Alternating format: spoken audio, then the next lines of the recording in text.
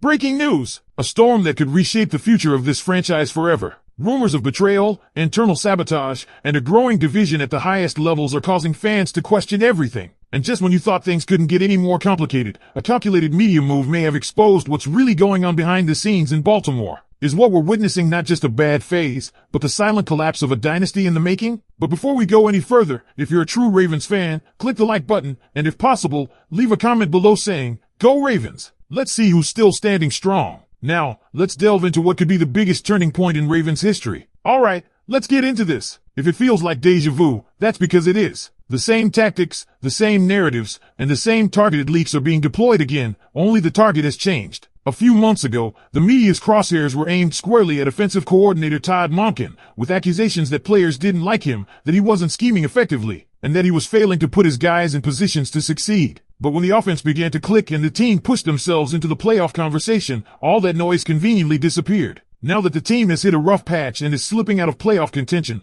the fire is back, but this time it's aimed at Lamar Jackson. And the man fanning the flames? Longtime columnist Mike Preston, who has a track record of taking shots at Baltimore stars when it suits a certain narrative. He did it to Ray Lewis back in 2005, and he's done it to Lamar before. But let's be real, what's most telling is when these stories surface. Right now, just as people are loudly calling for Harbaugh's job, just as the team appears to be regressing despite an incredibly talented roster, suddenly we get an article attacking Lamar Jackson's character, work ethic, and leadership. Let's unpack this bombshell. Preston boldly states that the Ravens should not offer Lamar another contract. Not only that, he implies Jackson should take a pay cut. Yes, a pay cut, and even references Tom Brady as the gold standard of financial sacrifice for the sake of team building. The underlying message? If Lamar really cared about winning, he'd give some money back so we can get him a better offensive line. That's not just disingenuous, it's dangerous territory. This is classic misdirection. The general manager, Eric DeCosta, is the one responsible for building that offensive line, not Lamar Jackson. Yet, somehow, the narrative is being spun to suggest that Lamar is at fault for the 41 sacks Baltimore quarterbacks have taken this season. Lamar, the same guy who's had to use his legs and wits to survive behind a shaky line all year? That's an incredibly lazy and unfair assessment. And what makes it worse is that this isn't the first time we've seen this strategy rolled out. We saw a near-identical smear campaign during Lamar's last round of contract negotiations. Back then, they questioned his diet, his training habits, even his commitment. Yet prior to any of that, all we heard was how beloved and respected he was in the Ravens facility, how he knew everyone's name, how he uplifted his teammates, how he was the heart and soul of the team. So what changed? One thing, money. With Lamar's $75 million cap hit looming over the next 2 seasons, another negotiation is inevitable. And instead of honoring his value, it looks like the stage is being set to villainize him again. Preston's article even goes so far as to suggest that Lamar should talk to Ray Lewis, Rod Woodson, and Shannon Sharp about taking better care of his body, as if he's been reckless. It accuses him of staying up too late playing video games and sleeping through team meetings. These are serious allegations. Yet, once again, they conveniently show up right when the organization might be gearing up for another financial standoff.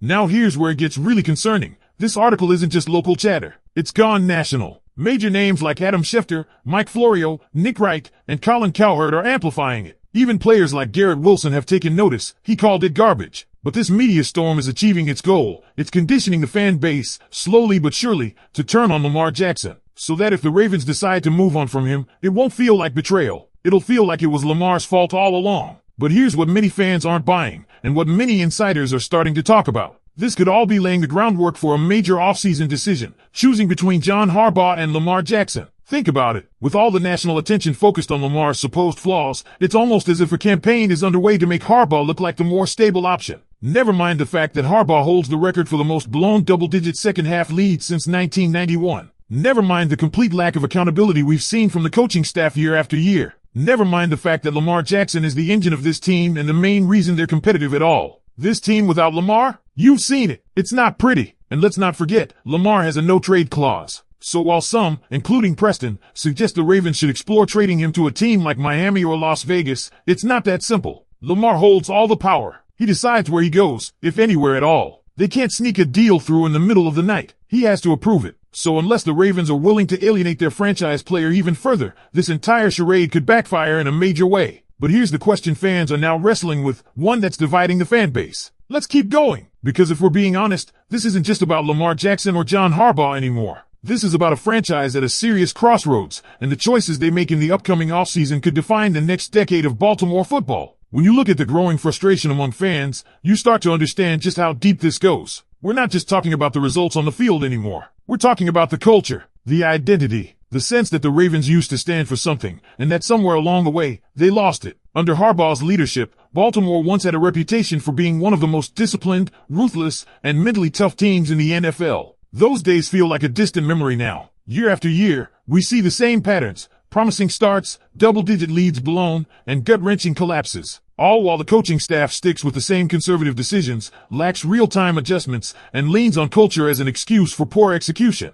There's a word for that: complacency. One fan even pointed out the cold hard numbers. Harbaugh has more blown double-digit second-half leads than any other coach since 1991. That's not bad luck. That's a pattern. That's coaching malpractice. Yet instead of holding Harbaugh accountable, the spotlight is conveniently being redirected at Lamar Jackson, as if he's the root of the Ravens' problems. But here's the twist: Lamar has put this team on his back, over and over again. No quarterback in the league has done more with less at times than Lamar. Whether it's playing behind a crumbling offensive line, lacking elite receivers, or constantly being asked to create magic out of nothing, he has consistently been the spark keeping Baltimore relevant. And when he's not on the field, this team doesn't just dip, they collapse. That's not up for debate. That's just facts. So when people suggest that Lamar doesn't have leadership, or that he sits on the bench and pouts, it's hard not to see it as pure spin. Especially when you consider how the same organization has swept other internal issues under the rug, like the long-standing allegations surrounding Justin Tucker that never seemed to get any serious attention. But when it comes to Lamar, it's always front-page news. Even some of the roster construction this season raises major questions. Andrew Voorhees and Daniel Falele, two massive risks on the offensive line, were counted on to protect your franchise quarterback. And when they struggled, nothing was done. No reinforcements, no trades, no urgency. The same weak spots were left to fester all season long. And you're telling us the solution is for Lamar to give back money so the front office can fix the problems they created? That's not a solution. That's scapegoating. And yet, all signs point to this organization trying to make fans comfortable with the idea of life after Lamar. The timing of the Preston article, the national media buzz, the subtle and not so subtle suggestions about trade destinations, the call for drafting a new quarterback. It's all too familiar. And this time, it feels more coordinated than ever. But again, let's not ignore the elephant in the room. Harbaugh isn't just being protected, he might be the one being prioritized. Multiple fans have floated theories that the Ravens might be holding onto Harbaugh simply to outlast Steelers coach Mike Tomlin in terms of tenure. Whether that's true or not, it's clear that Harbaugh has received an extraordinary amount of loyalty from this front office. He survived nearly 2 decades with just one Super Bowl ring, one that many argue came because of Ray Lewis and Ed Reed taking over the locker room in 2012, not because of coaching brilliance. And what's happened since then? A steady decline in team identity, discipline, and postseason success. When this team has been injured or undermanned, they fold. Great coaches adjust. Harbaugh doesn't. He reacts after the game is lost, not during it. So now the franchise is staring down its biggest question in years. Who do you build around? The head coach who's shown signs of being out of touch with today's game? Or the quarterback who still has elite playmaking ability and who, despite the drama, continues to fight for this team? And let's be clear, if the Ravens actually do decide to move on from Lamar Jackson, there will be no shortage of suitors. The idea that they could get 2 or 3 first-round picks in a trade isn't far-fetched. But then what? Start over? Hand the reins to a rookie quarterback? Run it back with Harbaugh and hope the culture magically improves? That's a dangerous gamble, because history tells us something very important. Teams that move on from franchise quarterbacks rarely find immediate replacements. The market is brutal, and with a no-trade clause in Lamar's contract, he holds all the leverage. If Baltimore even considers a trade, he controls the destination. The idea that they could quietly offload him without backlash is a fantasy, and don't underestimate what that kind of move would do to the fan base. You think the stadium's been empty recently? Try sending away the most electrifying player